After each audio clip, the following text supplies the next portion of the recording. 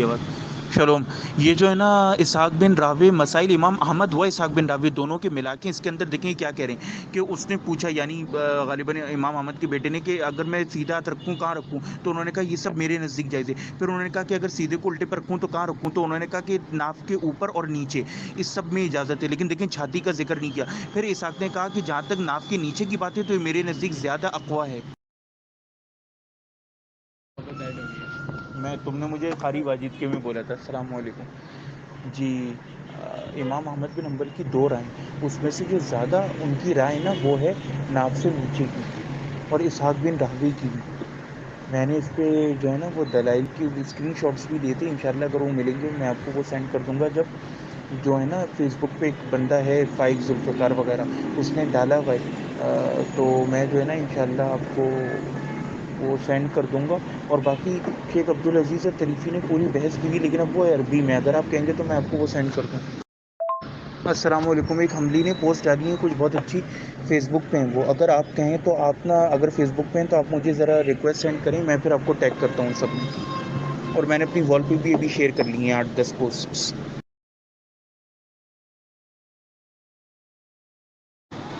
میں آپ کو اس کا ترجمہ کر کے نا رات کو بتاتا ہوں. رات کو بس ایک بار مجھے نا 11 بجے کے بعد یاد دلا دیجیے. یار دیکھو مسئلہ پتہ ہے کہ میں تمہیں ایک بات بتاتا ہوں, میں نے تمہاری والی بات نہیں سنی, 2 منٹ رکو. حافظ بریلوی متاثرین کے منہج پہ ہم نے دیکھو عبداللہ ایک پورا سین بنائے. آپ کوئی امت میں سے دکھاؤ نا عمل ہو کسی صحابی کا تابعی کا, پھر زیادت الثقہ تو مقبول ہے ہی نہیں. میں نے کل گروپ میں جو شیئر کیا آپ وہ لیکچر ذرا سنو تفرد کے اوپر, 40 منٹ کا ہی مذاق ہے تفرد کا مسئلہ. کسی نے عمل کیا نہیں, امت کے ائمہ کی فتوی الگ, یعنی جو صاحب کتاب ہے مسند احمد جہاں سے اب یہ حدیث نکال کے آ رہے ہو اللہ صدری کی, وہ کیا کہتے ہیں کہ ہاتھ ناف سے نیچے باندھو, تو کیسے قبول ہو سکتا ہے یہ بات؟ یہ آپ غلط لے رہے ہو. ثقہ اس طرح تفرد قبول نہیں ہوتا کہ 10 ایک الگ روایت کرو اور ایک نے بات کر دی.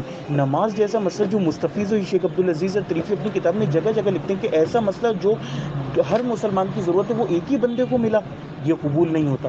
پھر اس میں دیکھا جاتا ہے کہ اسبت شاگردوں نے روایت کی یا غیر اسبت نے کی ہے, اور اس کی بھی مثال میں نے ایک لیکچر میں دی تھی. میں آپ کو ان دونوں کی لنکس بھیجتا ہوں. جیسے غامدی اپنا دین بناتے ہیں نا, حافظ زبیر علی سیخ کو قبر سے نکال کے پوچھیے کہ یہ بات آج تک کری کس نے. امام احمد, امام اسحاق, امام ترمذی جو کہ امام بخاری کے شاگرد ہیں, یہ پوائنٹ ٹو بی نوٹڈ, وہ بخاری کے شاگرد خاصی جگہ جگہ ترمذی میں امام بخاری کی کوٹ نقل کرتے ہیں. امام بخاری نے لائی سینے والی روایت اپنی کتاب میں. امام ترمذی لکھتے ہیں کہ ناف سے اوپر یا نیچے سینے کا ذکر تک نہیں کرتے اور کہتے ہیں اس میں توسل ہے. سب لوگ پاگل ہیں. یہ لے سر دیکھیں عبداللہ بھائی, وہی بات ہے نا, 2 کیمکس دے دو ان کو کہ اب وہ بدتمیزی پہ اتر آئیں. یہ دیکھیں نا اس میسیج کے اندر کتنی بدتمیزی انہوں نے کری ہے. اب میں بھی اگر اس قسم کے جملے لکھوں کہ آپ جاہل ہیں. اچھا تو مسئلہ یہ ہے کہ وہ جو ہے نا قبیصہ بن حلب, یہ ہے منہج متقدمین سے ناواقف شخص. میں نے اوپر بھی پنر بار میسیج میں بات کی ہے کہ بھائی جس مسند احمد سے آپ قبیصہ کی روایت لاتے ہو, وہ مسند احمد کے امام احمد خود اس کا فتویٰ نہیں دیتے بلکہ کہتے ہیں ناف سے نیچے. وہ کس کھاتے میں جائے گا ان کا فتویٰ, یہ بتا دیں. صحابہ تابعین میں سے ایک دکھا دیں. اوپر میں نے کہا کہ امام ترمذی کا کیا عمل ہے, امام بخاری نہیں لائے, امام احمد, امام اسحاق بن راہویہ, کوئی ایک تو ہو. اچھا, دوسری بات یہ کہ متقدمین کے منہج میں یہ بات دیکھی جاتی تھی کہ وہ یہ کہتے تھے کہ وہ راوی جو ہے اگر وہ کہ اس کی کون سی روایت پہ نکارت ہے. کبھی کبھار یہ ہوتا ہے کہ راوی ثقہ ہوتا ہے لیکن کسی ایک شیخ سے اس کی روایت منکر ہوتی ہے. پھر دوسری چیز یہ کہ بات صرف قبیصہ کی نہیں ہے, اوور آل ہے مسئلہ کہ تفرد آ رہا ہے. تفرد کے مسئلے کو آپ کیسے حل کریں گے؟ میں نے 100 بار بات بولی ہے. آپ کی ایک بات سے یاد آیا کہ انہوں نے جو نماز کی رفع الیدین والی حدیث ہے نا 257, اس میں نیچے لکھتے ہیں کہ امام ترمذی کا جو حسن ہے نا, اس کا سب کو پتہ ہے کہ وہ کس طرح کا حسن ہے. میں آپ کو وہ بھی حوالہ لگاتا ہوں. اب یہ جو بھائی صاحب ہیں, میں تو خیر ان کے لیول پہ نہیں گروں گا بدتمیزی کرنے میں. انہوں نے لکھا ہے کہ امام ترمذی نے اس کی حدیث کو حسن کہا ہے. اب ان کو اس بات کا علم بھی ہے کہ امام ترمذی کا حسن کیا ہوتا ہے, متقدمین کے حسن کا مطلب کیا ہوتا ہے. حسن بمانے ذوف کے ہوتا ہے. کیا بحث کروں اب میں لکھوں یہ سب گندی باتیں کہ علم حاصل کریں اور یہ بالکل علم سے نابلد ہیں, جاہل ہیں. اس کا نا پھر وہی آسانی سے جواب دے دیں گے جو آپ کہتے ہیں کہ متاخرین کا جواب ہے کہ سکہ کہ اس میں کون سا کوئی کسی سکہ کی اپنے سے زیادہ کی مخالفت ہے, وہ سیرا یہی جواب دیں گے. یہ وہی صاحب ہیں ان کا شاگرد نا کیا امن پوری کے مجاہد. کیسے ڈرامے بازیاں کہ باقی والی دونوں روایت کا ذوف بھی صحیح الاسناد روایت کی وجہ سے ختم ہو جاتا ہے. اتنے بڑے معاملے میں آپ کو ایک غریب سند ملی اور باقیوں کے مان رہے کہ ذوف ہے. یہ کہاں کا اصول ہے کہ کیا کہتے ہیں ایک صحیح سے کیا کہتے ہیں دو کو پہنچا کے اور ان کو اس لیول پہ مسئلے کو پہنچا دو. ایک صحابی تابعی سے اور امام سے آپ کے فتوے پہ توثیق نہیں. سوچنے والی بات ہے نا, یہ پورا ایک مقدمہ کھڑا کیا ہم نے. اس میں ایک چیز نہیں ہے کہ صرف ایک سند کے اوپر اعتراض کیا, اوور آل.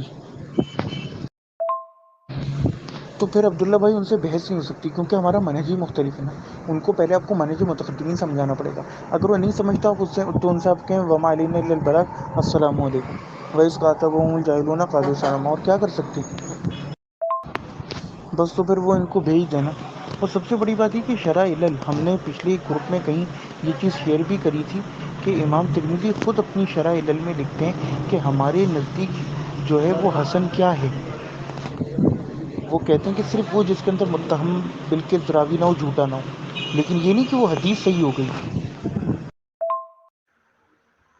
امام ترمذی کا تو میں آپ کو وہ حدیث جامعہ ترمذی سے آپ نکال کے وضو الیدین کے باب میں دیکھنے, انہوں نے اسی کے نیچے لکھا ہوا ہے کہ امت کا ناف سے نیچے اور اوپر, اور اس میں توسع ہے, دونوں پر عمل چلتا ہے. سینے کا انہوں نے ذکر نہیں کیا. باقی رہ گئی بات شیخ عبدالعزیز الطریفی کی, تو میں سوچ رہا ہوں اللہ مجھے توفیق دے. وہ جیسے وہ کہتے ہیں نا ڈاکٹر مصباحی صاحب کے, میں سوچ رہا ہوں کہ انجینئر کا رد کروں. تو میں اللہ سے توفیق مانگ رہا ہوں, تو میں بھی اللہ سے توفیق مانگ رہا ہوں کہ اللہ مجھے ٹائم دے. میں اس کو پورا ٹرانسلیٹ کرنے کا میں نے سوچا ہے لیکن ٹائم نہیں مل رہا. ان شارٹ آپ کو بتا دوں کہ جتنی روایات ہیں ناف سے اوپر اور نیچے ہاتھ باندھنے والی وہ تو ہیں ہی ضعیف. چھاتی پہ باندھنے والی اس میں تفرد کا مسئلہ اور وہ بھی ضعیف ہے. مومن بن اسماعیل پرابلمٹک بنتا ہے. دوسری بات یہ کہ ان میں علل کا ایشو ہے. اچھا, صحابہ تابعین امت کے عمل کو دیکھیں تو امت کا عمل ہمیں اس پہ نہیں ملتا. ائمہ کے فتاوی دیکھیں کہ خود امام احمد ابن حنبل جن کی کتاب سے بھائی تم روایت اٹھا کے لا رہے ہو, وہ خود کیا فتوی دیتے ہیں. وہ تو یکرہو ان دس صدر کے الفاظ ہیں کہ وہ اپنے فتوے میں لکھتے ہیں کہ وہ کراہیت کرتے تھے اس سے کہ چھاتی پر باندھے جائے.